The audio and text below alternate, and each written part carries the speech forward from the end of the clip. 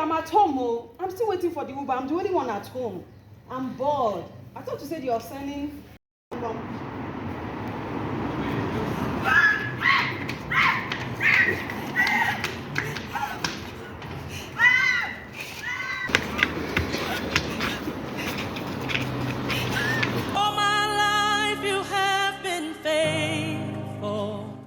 Hello guys, if you know that this video took me a lot of courage and a lot of time to do. This video took me like 8 years, and this is when I'm about to do this video right now.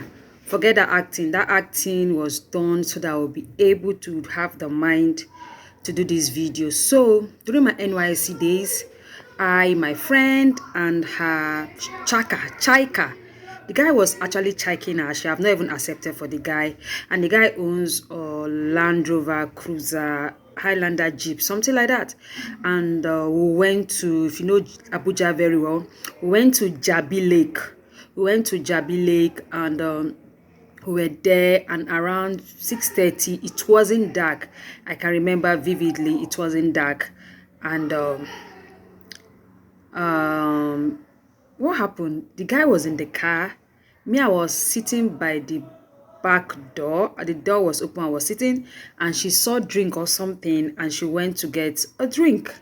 And that was I don't know where the guys came from, because I did not see them. And one came by my side, and one came by the guy's side, and that was how they forced all of us into the car. Guys, we went inside the car, and they showed us gun. And they told us, if you shout, that is the end, that the gun is a silencer, and nobody will know if they shot you, you will die, they'll fling you through the window. Sorry guys, that will be the end. So at that point, if you were in our situation, what will you do? Please put it in the comment section below. At that point, you wouldn't even know if it's to cry, if it's to laugh. And guess what? It was on a Sunday, and that day was a Thanksgiving Sunday in my church. That is the only thing I remember. I told myself I will never remember that month, and I will never remember that date. It was a Sunday. So when they did that, it was Jabi. If you're familiar with Abuja, Jabi. From Jabi, I don't know where they took us to, because they told me to put my head down, and my head was down. And they took us round. When we got to, it's not Area 1, that after Area 1, that Apo Bridge, after Apo, the next roundabout. When we got there, before getting there, they told me to carry my head up, that I should be smiling. And police, I didn't know there was police. That's why they were telling us to smile. And I was smiling. If you see, I was smiling to the police like this. I was giving the police signs with my eyes. Like, I've watched a lot of American films. So I was doing the police like this.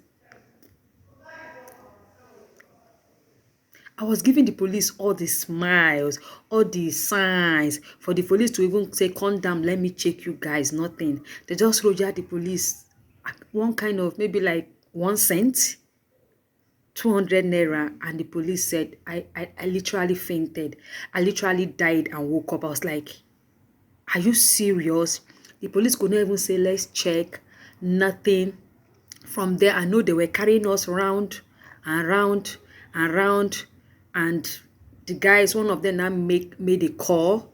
And when that one now made a call, and the next thing, the guy hit the glass of the door, and it broke. And the guy was like, that the Alhaji just F up. He just F up. That the guy just told them that they should step down the operation, that his family member just died. And I was like, I didn't know what was happening. And the next thing, they told us that they are using us to go and rob. That we should cooperate. If we cooperate, we'll just rob, and after that, they will let us go.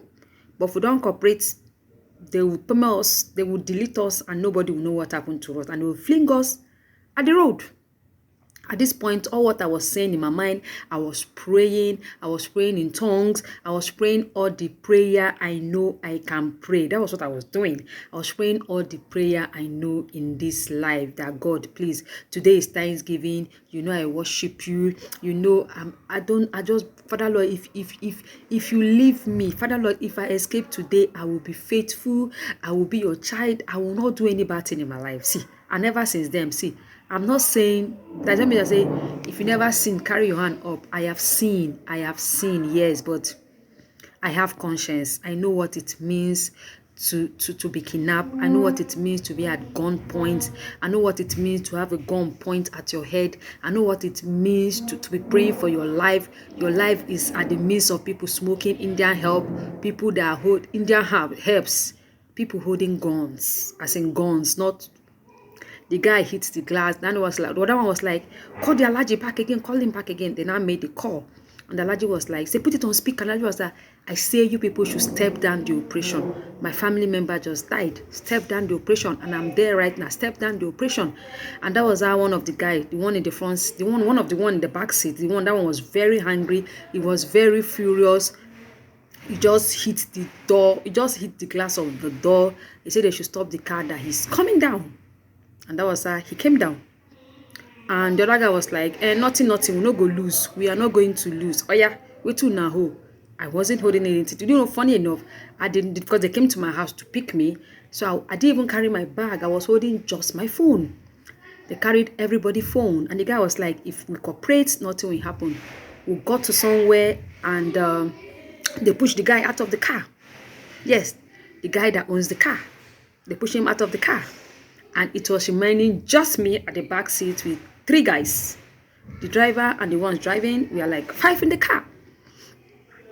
This thing I was telling you guys, we were driving. If we get to where there's police, they will tell me, take your head up and smile. And we got to another point, there was police. I took my head up and I was giving police. I was doing police like this. I was doing all the fake smile with my eyes, with my teeth, with my nose. And I like, if this American police, they would have understood this sign. None of these police could even say, calm down, let me check you guys. With the way I was looking afraid. I was looking fragile. I was giving them all the sign. For goodness sake, Nigerian police have to do better. They are the one enabling these people. See, they have to do better. And God.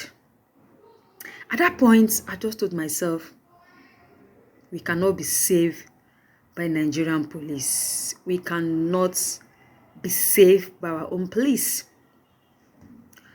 We now got to Karimu. Not Karimu. After Karimu, to that part of Karimu. Gwa, Abi.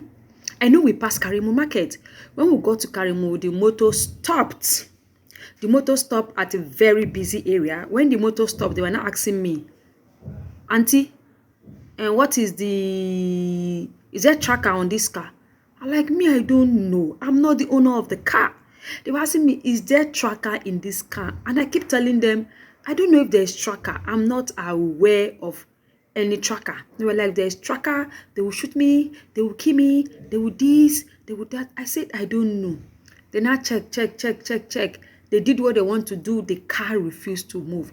At that point, I'm just saying, Jesus Christ, do what only you can do. Father, Lord, do what only you know how to do best. Let me tell you, the prayers you've prayed that you think the prayer are useless.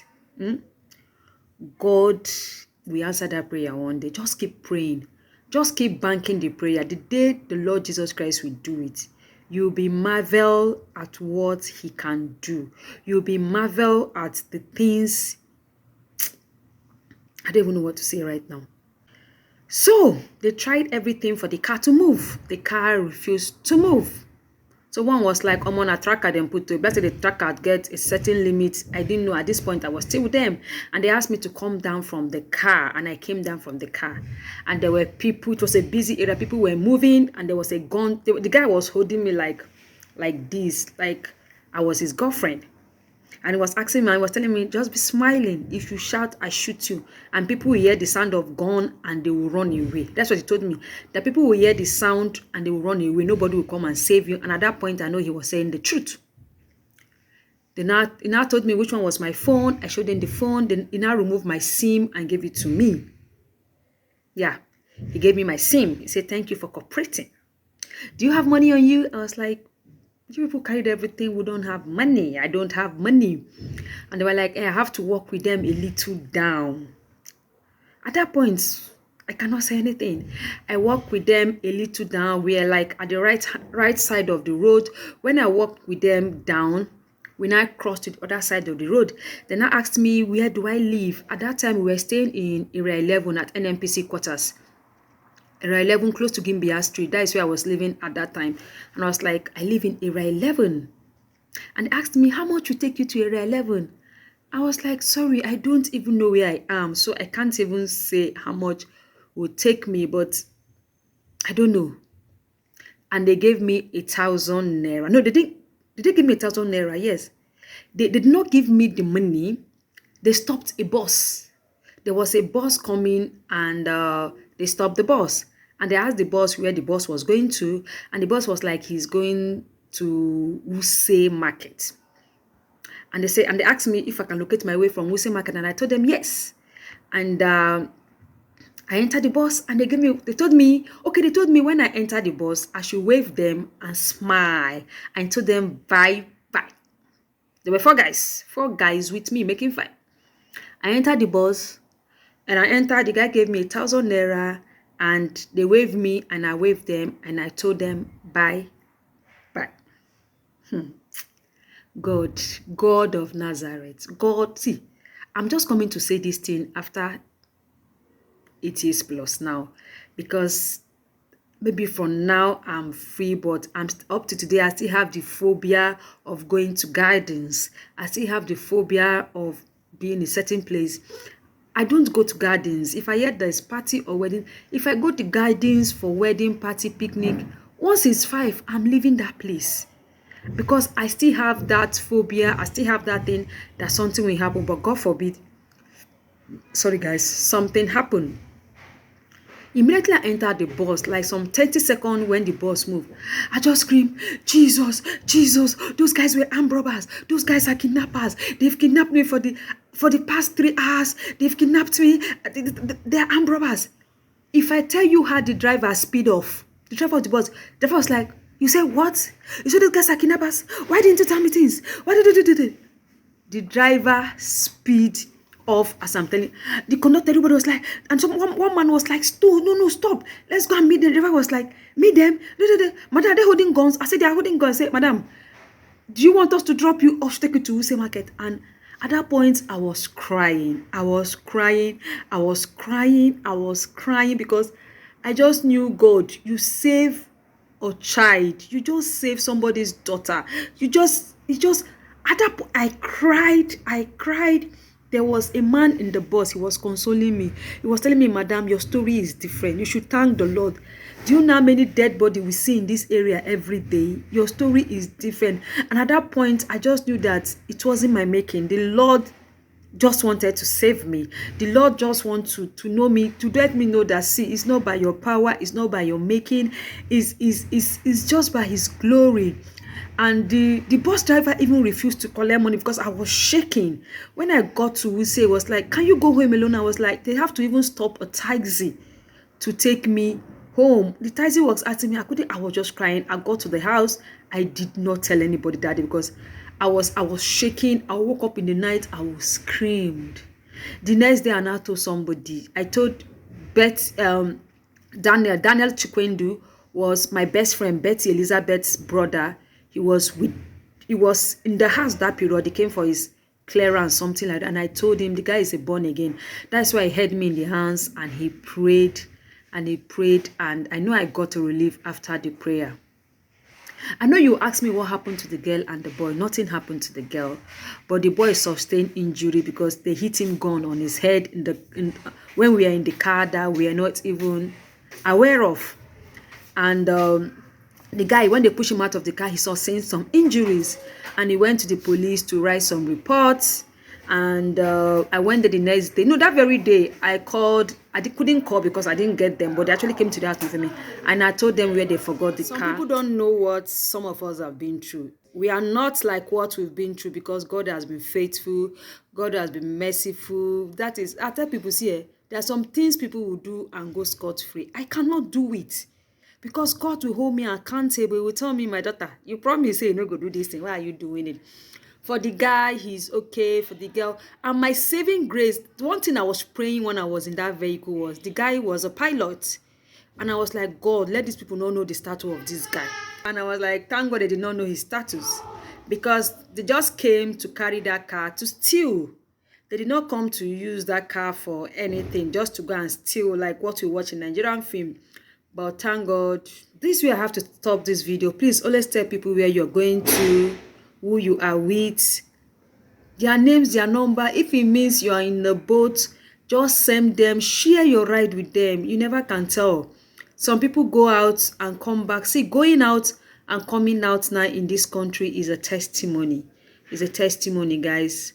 Thank you guys for listening to my story and watching my story. I appreciate you guys. God bless you.